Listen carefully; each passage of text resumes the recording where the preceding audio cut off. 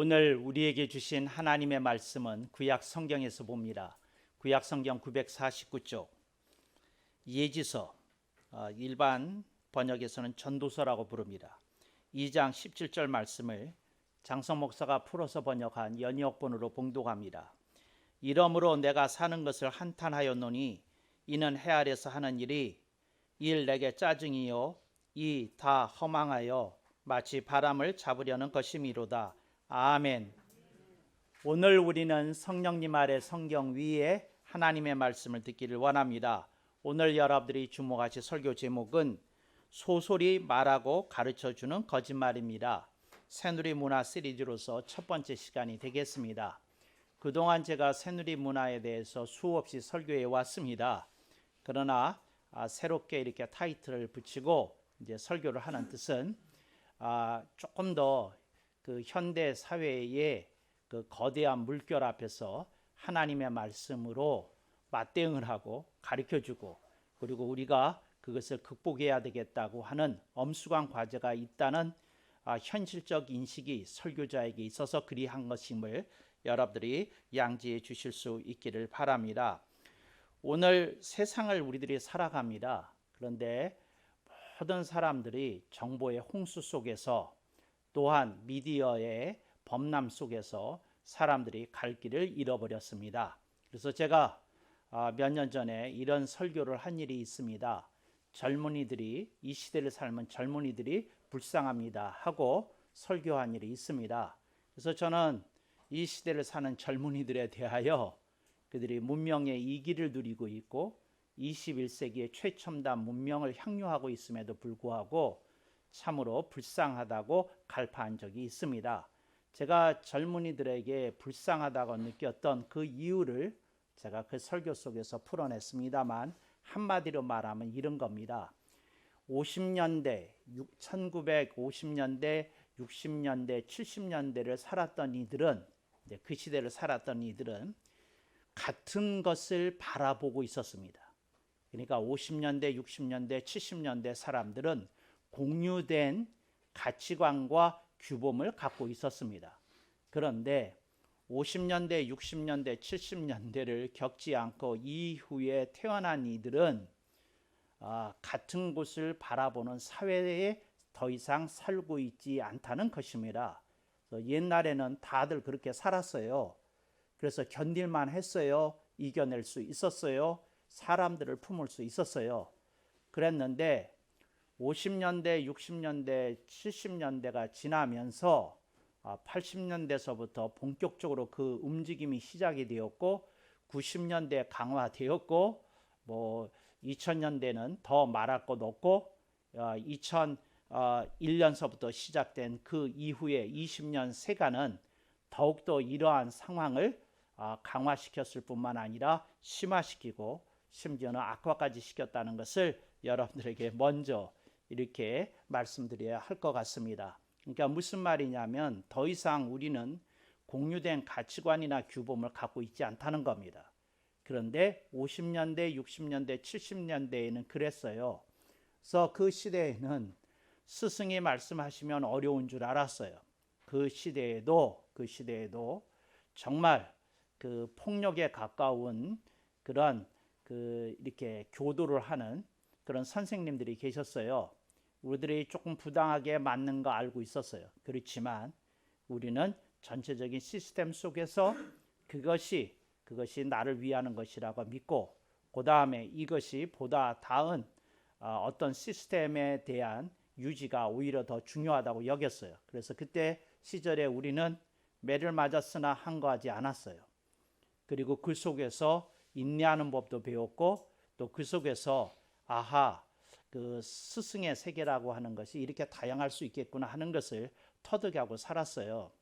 요즘 만약에 그 스승에게 매 맞는 학생이 있으면 이 학생이 제일 먼저 하는 일은 휴대폰을 들고 파출소에 전화하는 일이 아닐까 이렇게 생각이 되어집니다. 근데 그렇게 다른 그 세상에 우리들이 살고 있다는 겁니다. 그 전에 우리들이 다 밥 먹고 사는 것이 힘든 시대가 있었어요. 50년대, 60년대 특별히 그러했어요.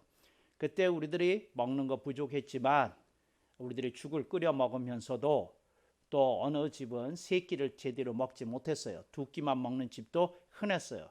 그럼에도 불구하고 우리는 다 같은 곳을 바라보고 있었기 때문에 나만 어려운 것이 아니고 다들 어렵게 그렇게 사는 그 시대였기 때문에 서로를 위로하고 격려하고 그리고 티내지 않고 속으로 삭히면서 지내는 그런 시기가 있었다는 거죠.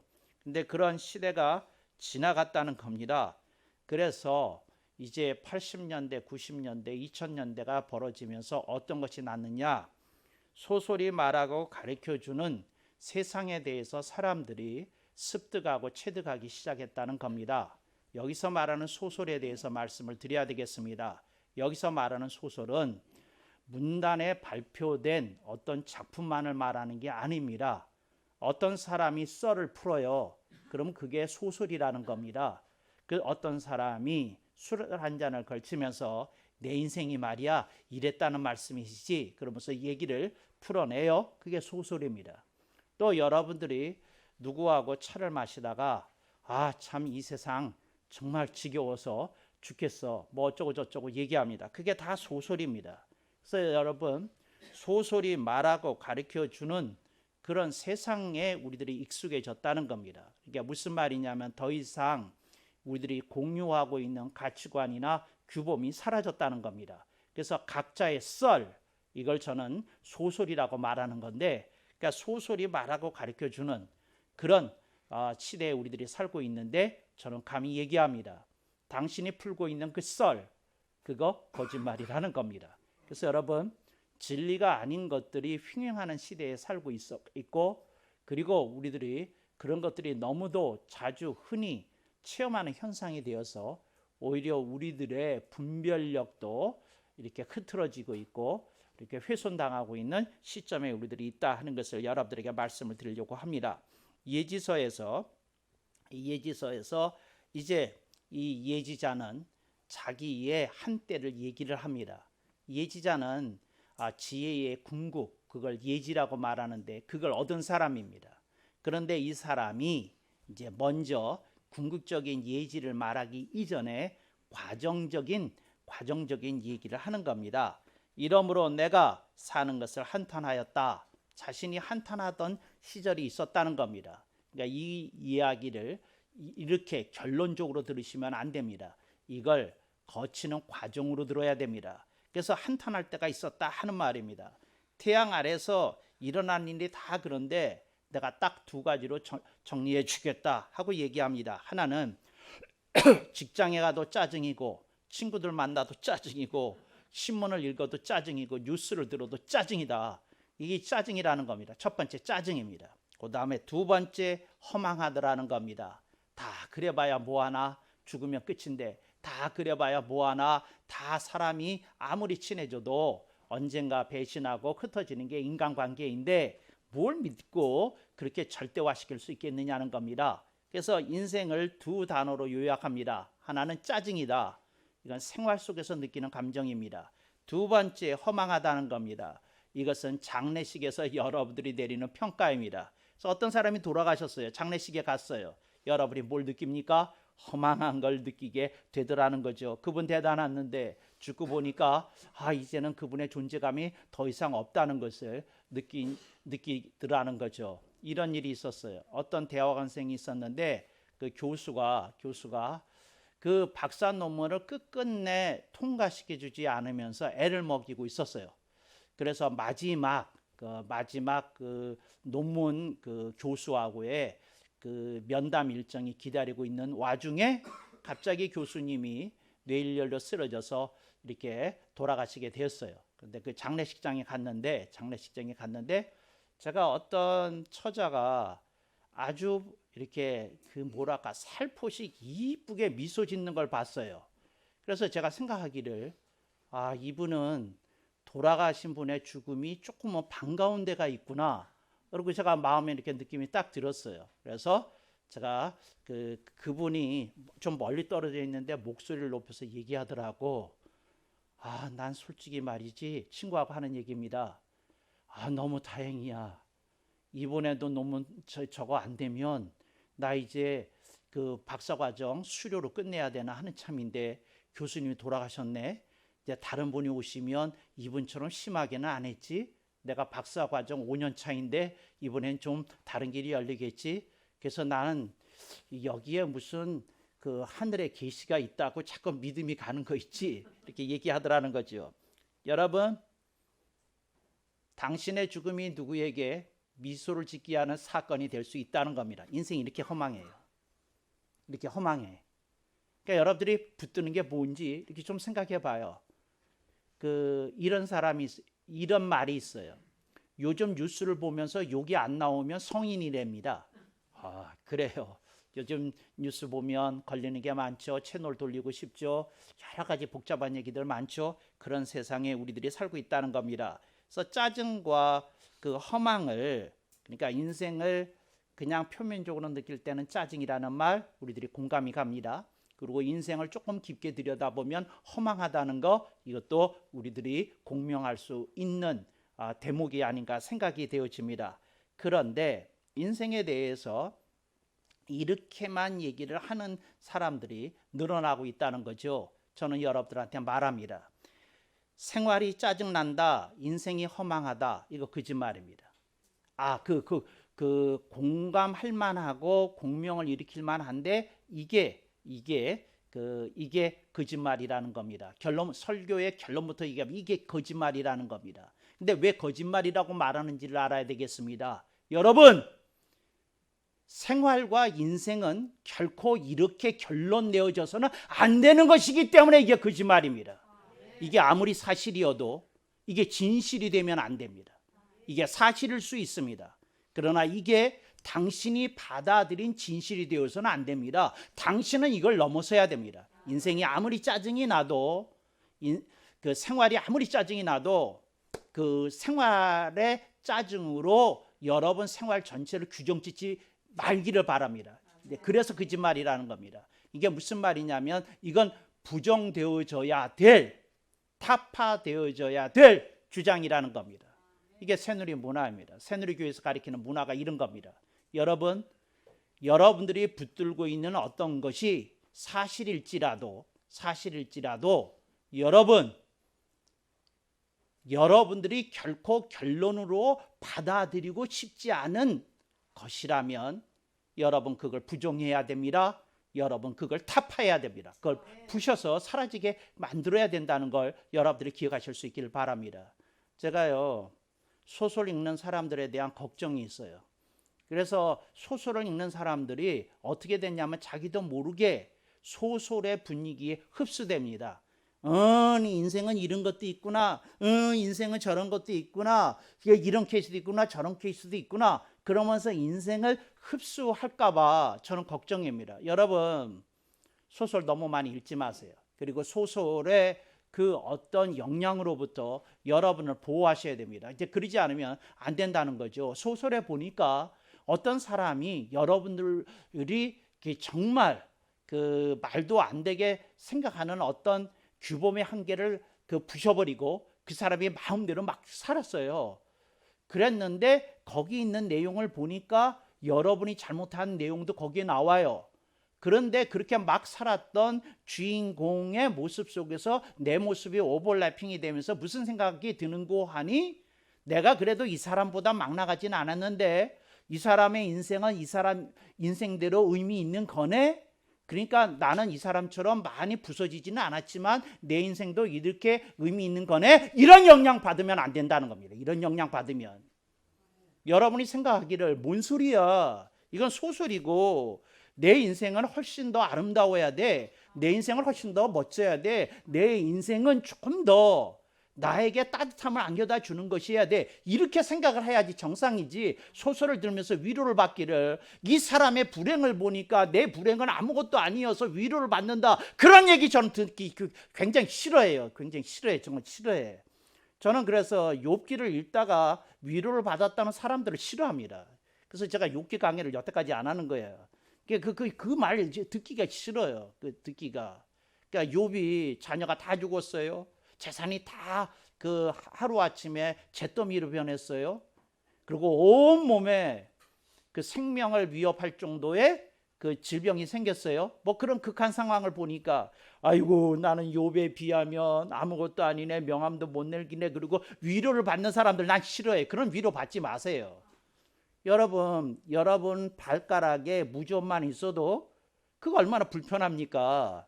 근데 여러분들이 예를 들어서 누가 당뇨병으로 다리를 절단했다는 소식을 듣고 위로받으면 되겠습니까? 여러분들이 그런 식의 인생을 그렇게 하지 마시기 바랍니다. 여러분 인생은 좀 더 멋져야 돼요. 아름다워야 돼요. 아멘이 없죠. 그리고 귀해야 돼요. 여러분 그 얘기를 하려는 겁니다. 제가 이렇게 말을 했을 때 망가진 인생은 의미 없다는 걸 말하려는 게 아닙니다. 당신이 굉장히 소중한 존재이기 때문에 당신이 그런 상태에 오래 머물지 않아야 정상이다 하고 저는 여러분에게 가르치고 있는 중입니다. 그러니까 여러분들이 그걸 여러분들의 가슴속에 새기실 수 있기를 바랍니다. 사람이 오래 살다 보면 달관이라는 게 생겨요. 제 설교에서 지금 얘기하는 겁니다. 여러분 달관을 넘어서야 됩니다. 달관이라는 건 이런 겁니다.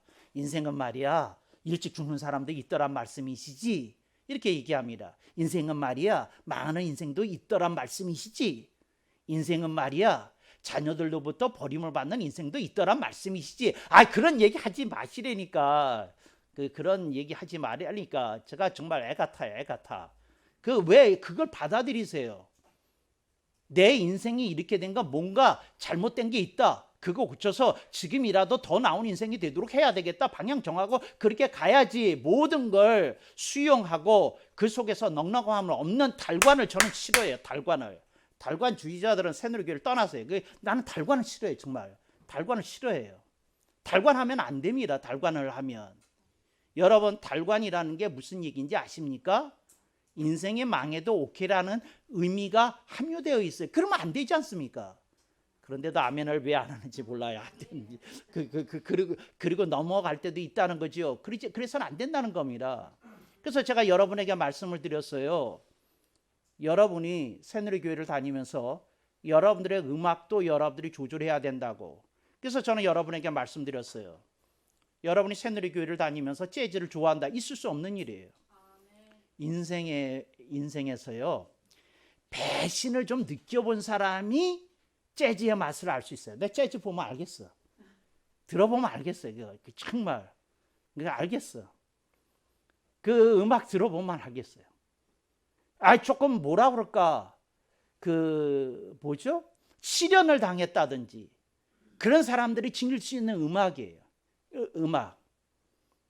그 다음에 뽕짝, 정가라고 제가 부르죠. 정다운 노래, 흘러간 노래. 여러분 그건 너무 좋아하시면 안 돼요. 왜 안 됩니까? 다 과거를 생각하면서 나에게서 한때 사랑을 주고 떠난 여인들을 그리워하면서 부르는 노래 아니에요. 여러분 옆에 있는 사람을 뽀뽀해주고 이뻐해야지 왜 지나간 여자들 그리워합니까? 다 나쁜 사람들이에요. 그래서 그런 음악 그렇게 너무 즐겨하면 안 되는 겁니다. 안 되는 거예요. 어떤 사람이 겁대가리도 없이 그 아내 앞에서 그 방송국에서 묻기를 어떤 음악 좋아하십니까? 그랬더니 흘러간 여인을 그리워하는 그 가사가 담긴 노래를 얘기하더라고요. 내가 부인이었으면 상처받았을 게 아니 이 사람이 나하고 산 지가 몇 년인데 흘러간 노래 속에서 옛 여인의 향기를 그리워하고 있다는 말씀이야? 나 같으면 뒤통수를 딱 쳤을 거예요. 정신 차려. 오늘 저녁밥 먹고 싶으면 그랬을 거예요. 여러분 그거 안 되는 거예요. 그러는 음악. 그래서 저는 세 가지 음악을 자주 얘기하지 않습니까? 재즈, 정가, 발라드. 여기 이거 좋아하는 사람 이거 뭔가 이상한 거예요. 여러분 대한민국 이런 노래를 좋아해야지. 정말 춤추고 나오는 그런 걸 좋아해야지. 쨍하고 해뜰날 이런 노래를 좋아해야지. 제가 지금 무슨 얘기를 하려는지 아시겠어요? 여러분 인생이 지향하는 지향점이 이래야 된다고 말을 하는 중이에요. 슬프고 애달픈 과거를 가지고 그것을 의미하면서 위로를 얻고 거기에 멈춰서 사는 인생 되면 안 된다. 그 얘기를 하려는 겁니다. 그래서 제가 여러분한테 말합니다. 소설이 말하고 가르쳐주는 거짓말로부터 여러분들 벗어나야 됩니다. 이거 다 거짓말입니다. 당신이 거기에 묶여 있으면 안 됩니다. 당신이 그렇게 살면 안 됩니다. 당신은 그렇게 너무 소중한 인생이요 존재입니다. 그렇게 살면 안 된다는 겁니다. 그런데도 사람들은 끈질기게 그런 것들을 향수를 불어일으키는 그것에 가더라는 거죠. 그렇게 가더라는 거죠. 정말이에요. 이런 얘기 아십니까? 뭐 어른들이 늘 하는 얘기죠. 옛날에 그 겨울에 그 난로가 교실 한가운데 있었어요. 그랬는데 골탄 난로도 있고 뭐 그 연탄 난로도 있고 뭐 그랬어요. 다 우리들이 그거 다 날랐어요. 그 주번이 되면 다 그 물 그 주전자 거기에 올려놓고 그랬어요. 그리고 그 물 주전자 치우고 우리들이 거기에다가 도시락통 다 놓고 누룽지 만들면서 그 점심시간을 기다렸던 그런 시절이 있어요. 그런데 그런 뉴트로 그 어떤 파크나 이런 데 가서 그런 걸 보면서 어떤 분이 이렇게 얘기합니다. 이때가 좋았지, 그때가 좋았지. 좋긴 개뿔. 좋긴 뭐가 좋았어요. 말을 그렇게 하면 안 되지. 이런 때도 있었지. 근데 지금이 얼마나 행복한지 몰라. 이렇게 말씀하셔야지. 그때가 왜 좋아? 그때가 왜 좋아? 달걀이 그 도시락 위에 얹혀 있으면 조금 더 행복을 느끼던 그 시절이 왜 좋냐고. 매일같이 달걀 먹을 수 있으나 안 먹는 지금이 더 행복해야지. 뭔 얘기예요? 그러니까 그렇게 여러분 어떤 것을 갖다 향수를 자극하고 모여서 여러분들이 그런 기만된 상술이나 그 어떤 문화의 흐름 속에서 여러분들이 깨어나야 됩니다. 저는 여러분들에게 말합니다. 여러분, 소설이 말하는 가장 무서운 거짓말에 대해서 말씀을 드리겠습니다. 소설은 이렇게 합니다. 인생에 정답이란 없고 인생에 해답이란 없다, 이렇게 얘기한다는 겁니다. 그러니까 무슨 말이냐면 네가 살고 싶은 대로 사는 게 인생이다, 이런 거짓말 하지 말기를 바랍니다. 여러분, 저는 인생은 수학과 같다고 생각해요. 수학 문제에는 언제나 정답이 있어요.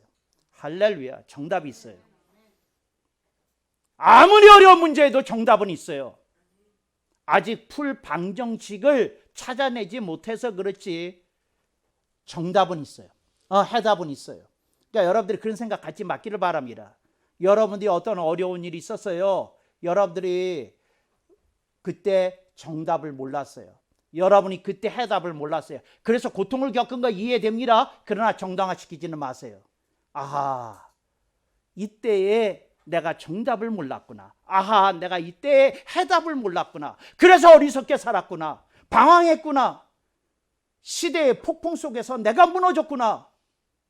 내가 조금 더 지혜로웠다면, 내가 그때 조금 더 올곧은 신앙이 인이었다면, 이런 생각을 하고 되돌아봐야지. 뭔 소리예요. 과거를 정당화시키는 모든 흐름, 거짓된 흐름에서 여러분들이 벗어나셔야 됩니다. 그렇게 살면 안 됩니다.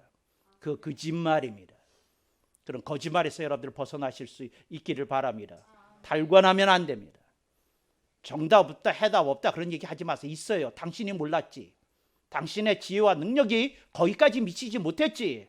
근데 그걸 생각해야 됩니다. 그때 왜 내가 지혜와 능력이 모자랐는데 그것을 내가 인지하지 못했을까 생각해야 됩니다. 그때 당신의 자존심이 당신보다 지혜로운 일을 찾아가서 물어야 된다는 것을 허락하지 않았던 거죠. 제가 이런 경우에 어떻게 해야 됩니까? 물어보면 답해 줄 사람이 있었어요. 근데 본인이 묻지를 않은 거예요. 물어야 됩니다.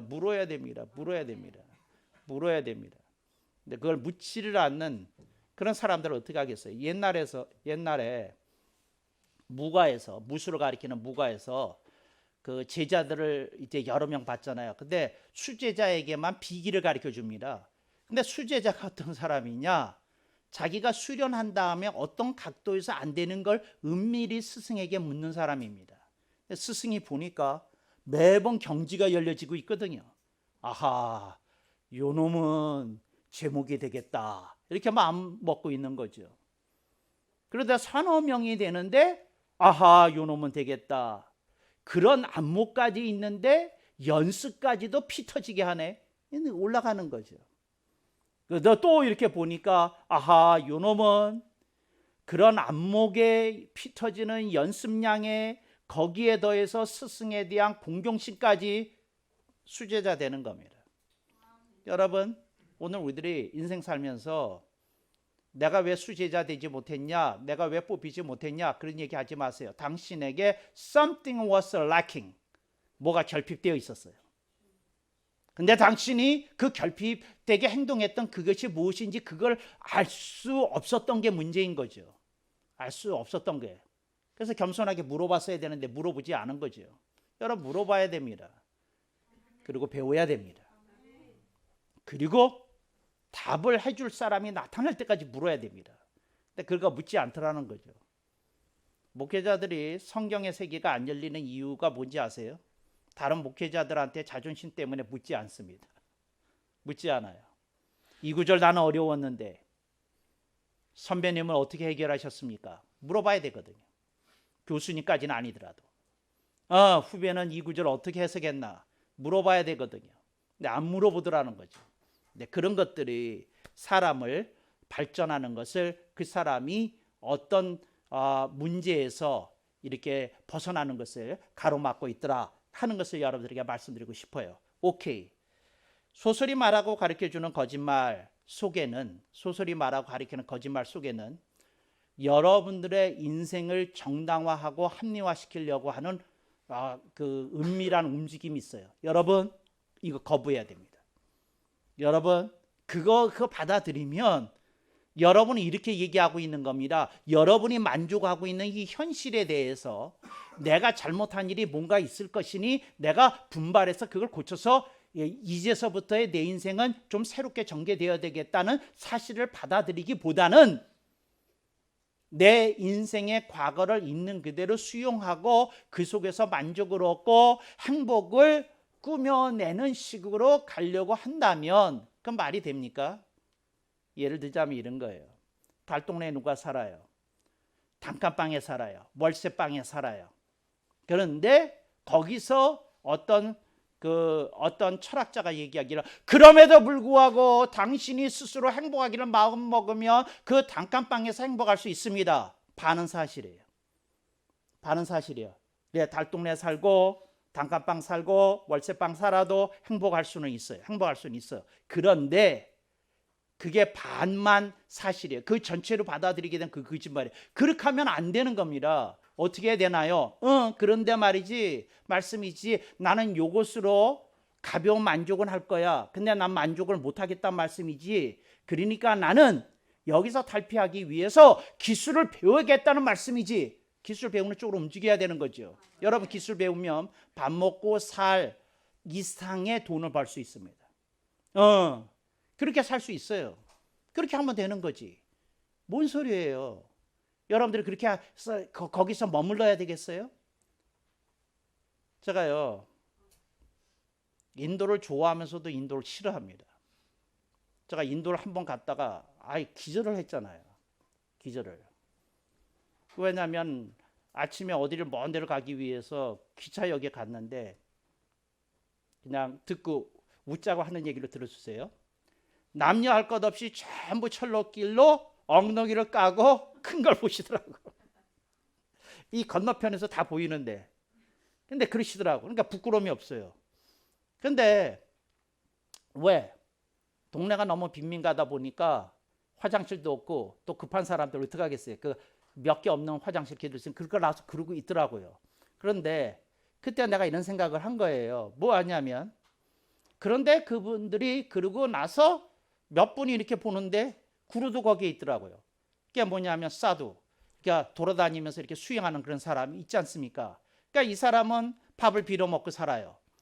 그렇지만 이 사람이 수행하려고 앉았을 때의 모습은 세상에서 가장 행복하고 만족스러운 사람의 표정을 짓거든요. 저는 반은 존경하는데 반 이상은 아니에요. 딱 거기까지예요. 왜 거기에 멈춰야 되겠어요? 발전해야지. 더 나가야지. 그게 뭔 소리예요? 여러분, 철학이 이렇게 사람을 병들게 할 수 있습니다. 아무것도 없는데 산골에서 오두막에 살면서 딱 결과부자하고 앉아서 명상에 들어가는데 명상 속에서 깊은 세계 속에서 나는 세계를 얻었노라. 미안해요. 당신 세계 얻지 못했어. 당신이 그냥 만들어낸 세계 속에서 게임을 하고 있는 중이지 들어갔다 나왔다 그렇게 하고 있는 중이지. 뭔 소리야. 그게 무슨 도움이 돼. 그렇잖아요. 차라리 밑에 내려가가지고 머슴이 되어가지고 소장농이라도 해가지고 돈 벌어서 좀 사는 게 조금 더 보람 있는 인생이 되지 않겠어요? 제가 여러분들한테 말합니다. 여러분 조작된 행복에 여러분이 갇히시면 안 됩니다. 여러분 행복하셔야 됩니다. 그러나 여러분이 조금 더 발전할 수 있는 것에 대한 것을 은폐하고 여러분들이 치러야 될 대가가 두려워서 그렇게 하시면 안 된다. 그렇게 얘기하는 중입니다. 어떤 엄마가 애를 키워요. 할 수 있는 일이 별로 없어요. 근데 그렇게 애만 키우면 안 됩니다. 왜? 인터넷을 통해서라도 뭔가 배워야지. 뭔가 배워야지. 아멘이 없어. 뭔가 배워야지. 뭔 소리예요. 온갖 게 다 있잖아. 그중에서 내가 뭔가를 배워서 그러고 하고 있어야지. 그래서 여러분 아기만 집에서 키우면 안 됩니다. 나한테 여러분이 확인증을 받으셔야 됩니다. 뭐냐면 목사님 한 주일마다 한 개씩 요리를 배우고 있어요. 이렇게 아멘이 없네. 뭔가를 해야 돼요. 여러분은 그렇게 인생 살면 안 되는 거예요. 뭔가 이렇게 발전하고 뭐하고 그래야지. 그래서 저는 이런 말도 싫어합니다. 유유자적이라는 말. 사람들이 이렇게 써먹거든요. 아무 하는 일 없이 한량처럼 지내고 나는 행복했다고 말하는 건 나 싫어. 지금 그 사람의 볼따기를 때리고 싶어서 이렇게 여기 때리는 거예요. 실제로 때릴 수는 없으니까. 사람들이요 참 이상해요. 지난번에 제가 왜 자살했던 어떤 처자 내가 만났을 때 가가지고 뺨 따고 때렸다고 그랬잖아요. 근데 나한테 물어본 분이 있어요. 뭐라 그러냐면 그 처자가 뺨 맞고 어떤 반응을 보였니? 아니 그렇게 아름다운 설교에서 다른 얘기 다 잊어먹고 목사가 자살하려고 했던 처자의 뺨을 때렸다는데 무슨 일이 벌어졌을까? 그거나 궁금하지.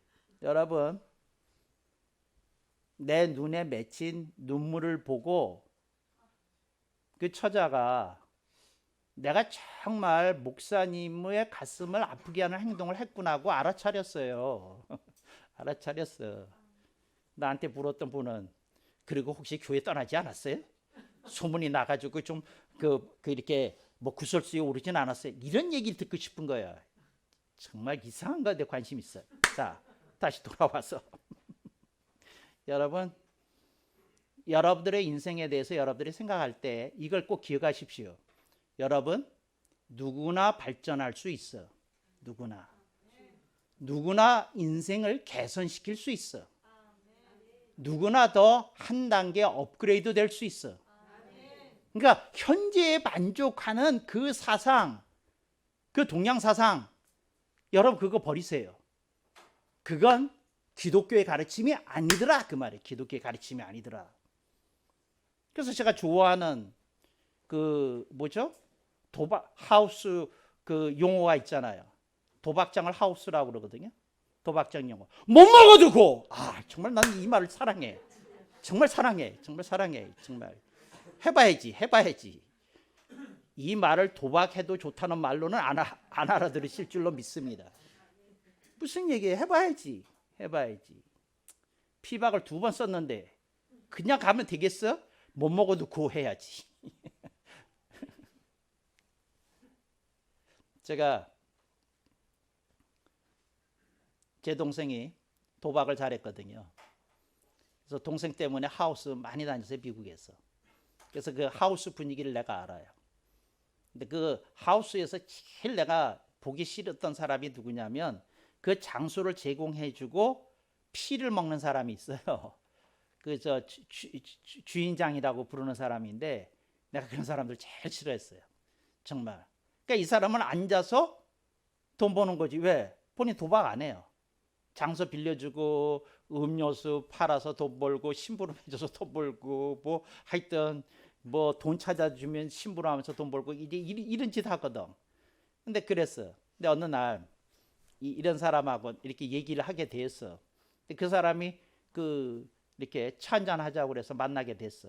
근데 그 사람이 그 동생 통해서 내가 목사라는 걸 알은 거예요. 그래서 목사님이 하우스에도 왕림해 주시고 영광이었습니다. 제가 저 차이나타운에서 맛있는 거 사드리겠습니다. 그래서 이제 만나서 얘기를 했어. 근데 그분이 이런 얘기를 하는 거야. 참 사람이 시각이 예리하더라고요. 목사님이 하우스에서 몇 번 자기를 쳐다보는데 자기가 눈이 마주치지는 않았지만 시선이 느껴지는데 이 사람이 나를 같지 않게 보고 있구나 하는 게 느껴졌습니다. 그 사람이 한 말이에요. 내가 같지 않게, 그런 눈치니까 하우스에서 밥 먹고 살지. 그래서 같지 않게 느껴지는 게 있었습니다. 목사님, 제 인생이 그렇게 같지 않은 인생입니까? 이거 물어보고요. 밥 다 먹여주고 그 뒤에 후식 나올 때쯤 이렇게 물어준 거예요. 그래서 제가 하는 말이, 제가 이랬어요. 당신을 보아하니 하우스를 하면서도 도박을 안 할 정도의 분별을 있는 사람이니, 머리가 있는 사람이고, 내가 하는 말이, 거기 있는 사람들을 다 비율을 그렇게 맞춰가면서 탈이 없이 운영을 하니 당신이 인간관계에 대한 그 인간관계 노하우도 있는 사람이고, 그 다음에 당신이 거기서 하는 걸 보니까 이렇게 주먹 다짐이 일어날 때도 있고 판을 뒤집려 날 때도 있는데, 그런 것들을 당신이 돈을 써가면서 적당히 위로금도 줘가면서 수습하는 걸 보니 당신에게 리더십도 있다, 분별력도 있고, 대인관계 소통력도 있고, 그 다음에 리더십도 있는 사람이 하우스나 운영하니까 내가 당신을 가짜게 봤다. 여러분, 말을 해도 이렇게 해야 되는 겁니다. 그 사람이 재밌어요. 밥 먹다가 앞에 앉아 있었는데 내 옆으로 딱 오더니 무릎을 꿇고, 제발 기도 좀 해주십시오. 저도 그러지 않아도 이 하우스 이제 그만할 때가 됐다고 생각하고 있었습니다. 기도해 주십시오. 그랬어. 여러분, 여러분의 삶 속에 계기가 필요해. 근데 그 계기가 일어나려면 여러분들이 풀고 있는 썰이, 그 소설에서 벗어나야 돼, 당신이. 그리고 당신 거기서 벗어나면서 얘기하기를, 내 인생은 이 레벨에서 멈추기에는 너무 소중하다. 나는 여기에서 얼쩡거리기에는 너무 귀중한 존재다. 이렇게 자신을 다시 한번 들여다보고, 당신이 새누리교회에서 가리키는 향상과 진보로 하나님께 한 걸음 더 올라가는 향상, 세상에서 당신의 멋진 모습을 위해서 당신이 노력하는 진보, 향상과 진보를 당신이 품고 달라져야 된다. 그 얘기를 하려는 중이에요. 거기에 머무르면 되겠어, 인생이? 그거 머무르면 안 되는 거지. 정말이에요. 어떤 묘비에 이렇게 써 있어요. 대만족. 이건 제가 한문으로 번역한 거고, Great Satisfaction 이라고 쓴 묘비를, 제 취미 중에 하나가 어머니 묘비를 간 다음에 이렇게 막 돌아다니면서 그 묘비에 쓴 글들을 읽는 거거든요. 그런데 그 읽을 때 어떤 사람이 그렇게 유언을 남겼나 봐요. Great Satisfaction. 자기 인생은 대만족이었다, 그렇게 쓴 거예요. 대만족이었다. 응? 근데 나는 이런 대만족이었다는 묘비에 별로 감흥을 못 먹혀요. 이런 말, little bit more, 좀 더 할 수 있었는데, 이런 사람이 아름답게 죽지 않았을까요? 내가 조금 더 다른 사람에게 잘할 수 있었을 텐데, 내 인생의 업그레이드를 위해서 little bit more, 내가 뭔가 좀 더 할 수 있었을 텐데, 이렇게 생각하는 사람이 더 멋진 인생을 살지 않았을까요? 난 인생이 만족스럽다는 사람을 보면 난 마음이 불안해져요. 이 사람이 정체에 걸린 건 아니냐, 자기 합리화 걸린 거 아니냐, 정동에 걸린 건 아니냐, 그 무슨 명상의 세계에 빠져 있는 건 아니냐, 그런 그 우려를 해요. 여러분, 벗어나십시오. 그렇게 살면 안 되는 거예요. 보면 봅니다. 마치 바람을 잡으려는 것이미로다. 왜? 짜증과 허망한 사람이 인생에 대해서 느끼는 거죠. 근데 여러분, 이렇게 여러분들이 생각하면 안 된다. 안 된다 하는 거죠. 누가 저를 한번 감동시켜 보세요. 그래 큰 소리 얘기해도 돼요. 짜증의 반대말이 뭘까요? 시간 지났어요. 얼른 나왔어야 돼. 이렇게 정말 내가 애가 다른 거예요. 짜증의 반대말은 신바람이지. 뭐 다른 게 있어.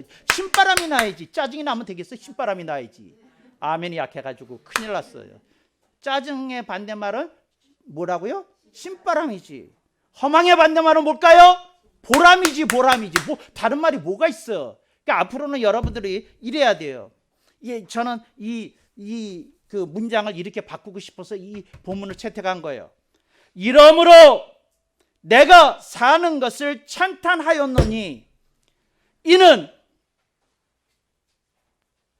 성령님 아래서 하는 일이 내게 신바람이요 다 보람이요 마치 주님께 영광을 돌림이었더라.